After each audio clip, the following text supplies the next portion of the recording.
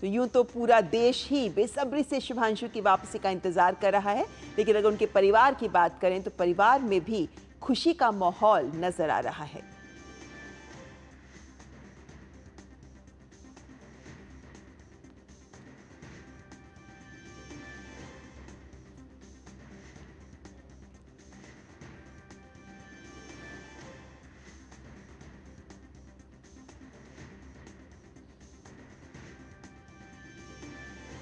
तो जाहिर है कि शुभांशु शुक्ला की अंतरिक्ष से वापसी पूरे देश के लिए एक गर्व का पल है। बहुत ही महत्वपूर्ण अंतरिक्ष प्रयोगों के संदर्भ में देखा जाए तो महत्वपूर्ण पल है और परिवार खास तौर पर उत्साहित है क्योंकि उनका ही सुपुत्र अंतरिक्ष में देश के लिए गया और अब उनकी सकुशल वापसी हो रही है। और इस पर बात करने के लिए हमारे साथ दिल्ली से असीम मिश्रा और लखनऊ से विकास सिंह हमारे साथ जुड़ रहे हैं। विकास, सबसे पहले हमने जो दृश्य दिखाए थे उनकी बात करना चाहेंगे।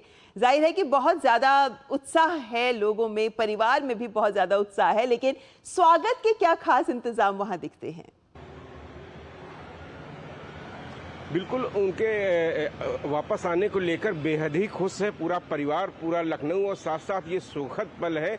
इसके लिए यहाँ पर लखनऊ में विशेष व्यवस्था की गई है। लखनऊ के CMS कानपुर रोड पर उनके ऑडिटोरियम में एक विशेष व्यवस्था की जाने वाली है, जहाँ पर शुभांशु की लैंडिंग का लाइव प्रसारण दिखाया जाएगा। वहाँ पर पूरा परिवार मौजूद होगा, वहाँ पर तमाम सारे युवा मौजूद रहेंगे, तमाम सारे लोग मौजूद रहेंगे। और निश्चित रूप से आज बहुत ही बड़ा दिन है, क्योंकि शुभांशु ने वो कर दिखाया है जो बहुत बड़ी बात है पूरे देश के लिए, और आने वाले समय में अंतरिक्ष विज्ञान में जो आगे प्रगति की जानी है उसके लिए यह एक बहुत बड़ा कदम है। तो शुभांशु की परिवार से जब आखिरी बार बात होती है तो उनके माता पिता और पूरा परिवार, दोनों बहनें भावुक हो जाते हैं जब वो बताते हैं कि अब जल्द ही आपसे मुलाकात होगी।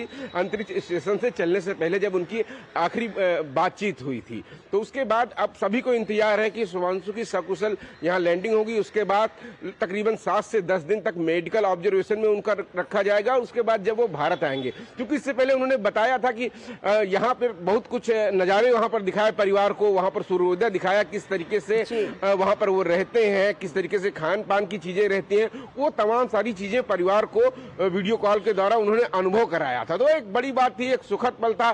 पिता एक समय पे चाहते थे बेटा IAS बने, लेकिन आज जो शुभांशु बन गए हैं एस्ट्रोनॉट, तो अपने आप में बड़ी बात है। पूरी दुनिया उनको जान रही है, पूरी दुनिया उनको देख रही है, और देश के लिए एक आस है, उम्मीद है। जी, हमारे साथ असीम भी बने हुए हैं। असीम, इसके वैज्ञानिक पक्ष को भी समझना चाहेंगे कि जब ये स्प्लैश डाउन होगा 3 बजे के आसपास, उसकी क्या प्रक्रिया रहती है और उसके बाद भी क्या कुछ ऐसे बिंदु हैं जिन पर गौर किया जाएगा? बिल्कुल ममता, बहुत ही महत्वपूर्ण सवाल। अब से कुछ ही देर के बाद, लगभग पौने 2 घंटे के बाद शुभ आगमन होगा शुभांशु शुक्ला और उनकी पूरी टीम का। हम जानते हैं कि स्प्लैश डाउन कराया जाएगा प्रशांत महासागर में, कैलिफोर्निया के तट के पास। इससे पहले अभी मैं कहूं तो अभी जो स्पेस क्राफ्ट है वो स्पेस में ही घूम रहा है, और अब से 1 घंटे के बाद लगभग 2 बजे के आसपास इस स्पेस क्राफ्ट का जो एंट्री होगी वो पृथ्वी के वायुमंडल में इसकी एंट्री होगी। और जैसे ही एंट्री होगी उससे ठीक पहले जो डी ऑर्बिट बर्न की प्रक्रिया, मतलब कि पृथ्वी के एटमॉस्फेयर में घुसने से पहले उसकी जो स्पीड है उस यान की, उसको बहुत ही धीमा किया जाएगा ताकि उसके ठीक से उसकी एंट्री एटमॉस्फेयर में हो सके। इस प्रक्रिया को डी ऑर्बिट बर्न की प्रक्रिया कहते हैं। यहां बहुत ही क्रिटिकल होता है, इसलिए क्रिटिकल होता है ममता कि आप वैज्ञानिकों को अगर सुने और जाने, अगर इस प्रक्रिया में डी ऑर्बिट बर्न की प्रक्रिया में अगर बहुत ज्यादा स्पीड में अगर करा दिया गया, तो जो क्योंकि स्पेस से और एटमॉस्फेयर के बीच में ये एंट्री करने के लिए कोशिश कर रहा होगा, अगर बहुत ज्यादा आपने स्पीड में कर दिया तो फिर ये एटमॉस्फेयर में एंटर करने की बजाय ये स्पेस में निकल सकता है। तो ये एक बहुत बड़ा खतरा है। और अगर आपने बहुत धीमी कर दिया तो उसके फिर दूसरे इंपैक्ट पड़ सकते हैं। तो इसलिए जो वैज्ञानिक है वो बहुत ही क्रिटिकली, बहुत ही माइन्यूटली इस पूरे प्रोसेस को, जो डी ऑर्बिट बर्न की प्रक्रिया है, उसको परफॉर्म करेंगे, ताकि बहुत ही अच्छे से बिना किसी रुकावट के वो जो है उसकी स्पेसक्राफ्ट की जो एंट्री है वो एटमॉस्फेयर में हो सके। एटमॉस्फेयर में एंटर होते ही उसके बाद एक और बहुत ही महत्वपूर्ण होता है जिस पर कि सबकी सांसें अटकी होती हैं, लगभग 7 मिनट का। क्योंकि 7 मिनट के दौरान ममता, जो ग्राउंड कंट्रोल सिस्टम है और जो स्पेस क्राफ्ट में जो बैठे हुए एस्ट्रोनॉट्स हैं उनके बीच का संपर्क लगभग लगभग टूट जाता है 5 से 7 मिनट के लिए, क्योंकि स्पीड में वो एंटर करती है वो जो कैप्सूल है उसमें घर्षण की वजह से जो बाहर का टेम्परेचर, उस कैप्सूल के बाहर का टेम्परेचर है वो लगभग लगभग 2000 डिग्री सेल्सियस तक पहुंच जाता है। और इसलिए वो 7 मिनट का जो ब्लैकआउट पीरियड होता है उस वक्त बिल्कुल ही डिस्कनेक्ट हो जाते हैं वो तमाम एस्ट्रोनॉट्स उनके स्पेसक्राफ्ट और ग्राउंड सिस्टम में। तो ये बहुत ही क्रिटिकल कंडीशन होगा, क्रिटिकल स्थिति होगी, जबकि इसको संभालना सबकी इस पे निगाहें बनी होंगी। जी। एक बार जब इस फेज से वो गुजर जाते हैं उसके बाद से धीरे धीरे धीरे धीरे उस प्रोसेस को परफॉर्म किया जाएगा। डी ऑर्बिट जो बर्न है वो उसकी प्रक्रिया शुरू हो जाएगी। उसके बाद ये एंटर करेंगे। एंटर करने के बाद जब पृथ्वी से लगभग 150 किलोमीटर ऊपर होंगे तब जो पैराशूट है, जो 2 पैराशूट हैं मिनी पैराशूट, उसको निकाला जाएगा। उसको निकालने का मतलब ये कि अब उसकी स्पीड को, जो यान की स्पीड है उसको और भी कम किया जा सके।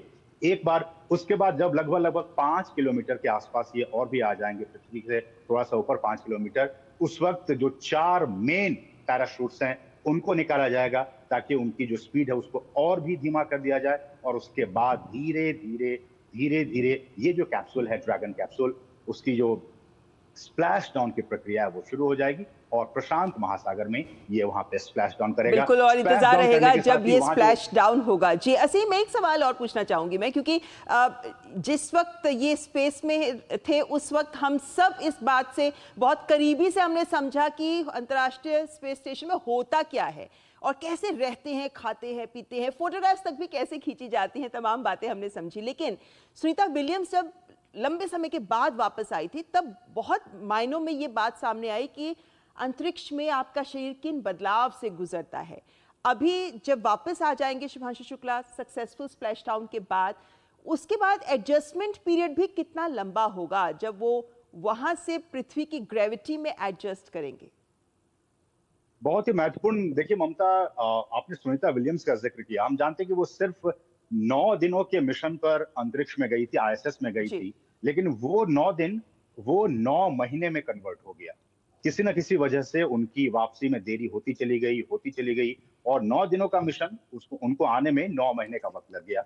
इन 9 महीनों में जो सबसे बड़ा खतरा ममता, जो स्पेस में होता है, जब आप स्पेस में होते हैं, आईएसएस में होते हैं, 2 सबसे बड़ा खतरा होता है। एक तो आपकी जो बोन्स हैं, जो मांसपेशियां हैं, वो धीरे धीरे उसमें लॉस होने की प्रक्रिया शुरू हो जाती है। बोन्स आपके कमजोर होने शुरू हो जाते हैं। ये सबसे बड़ी दिक्कत होती है। दूसरी जो सबसे बड़ी दिक्कत है वो रेडिएशन का है, सोलर रेडिएशन का, क्योंकि आपके पास वहां पे कोई ओजोन लेयर नहीं है कि सूर्य से जो पराबैंगनी किरणें आ रही हैं उसको ओजोन लेयर एब्जॉर्ब कर लेता है। तो रेडिएशन का खतरा, बहुत ही खतरनाक किरणें जो होती हैं वो सूरज से आती हैं, उससे आप डायरेक्ट एक्सपोजर होते हैं तो उसका एक खतरा होता है, और एक बोन लॉस का होता है। इस बार शुभांशु शुक्ला को ये एक टास्क दिया गया था, जो 7 एक्सपेरिमेंट करने थे, उसमें से ये एक एक्सपेरिमेंट करना था जिसे कहते हैं मायोजेनेसिस। मायोजेनेसिस मतलब कि आपको स्पेस में ये रिसर्च करना है कि अगर कोई एस्ट्रोनॉट 7 दिनों के लिए, 10 दिनों के लिए, 1 महीने के लिए, 2 महीने के लिए, 6 महीने के लिए अगर वो वहां पे एक्सपेरिमेंट करता है, अगर वहां पे उसको रहने की जरूरत पड़ जाती है, तो किस तरह से उनके बोन्स में जो लॉसेस हो रही हैं, उनके जो मांसपेशियों में जो लॉसेस हो रहा है, जी उसको असीम। कैसे कम किया जा सके। तो इस एक्सपेरिमेंट को भी शुभांशु शुक्ला ने बहुत ही बखूबी किया है। जब वो यहाँ पे आएंगे, उस एक्सपेरिमेंट का क्या कुछ नतीजा निकला, इस पर सबकी जी, निगाहें लेकिन बनी इसमें भी होंगी। नजर रहेगी कि कैसे वो भी एडजस्ट करते हैं, उसके बाद उनका एडजस्टमेंट पीरियड कितना रहता है, क्या है, इस पर भी सबकी नजर रहेगी, क्योंकि हर खबर को हम बहुत गौर से देख रहे हैं जब शुभांशु शुक्ला की वापसी होगी। लेकिन चलते चलते विकास जी, बहुत संक्षेप में आपसे भी समझना चाहेंगे कि वहां पे कौन से खास लोग हैं जो उनके स्वागत के लिए पहुंच रहे हैं, और ऐसे कौन सी संस्थाएं हैं या विभिन्न समाज के लोग हैं, सिविल सोसाइटी के लोग हैं जो उनके इस स्वागत समारोह में हिस्सेदारी करेंगे आज के साथ साथ आने वाले दिनों में भी?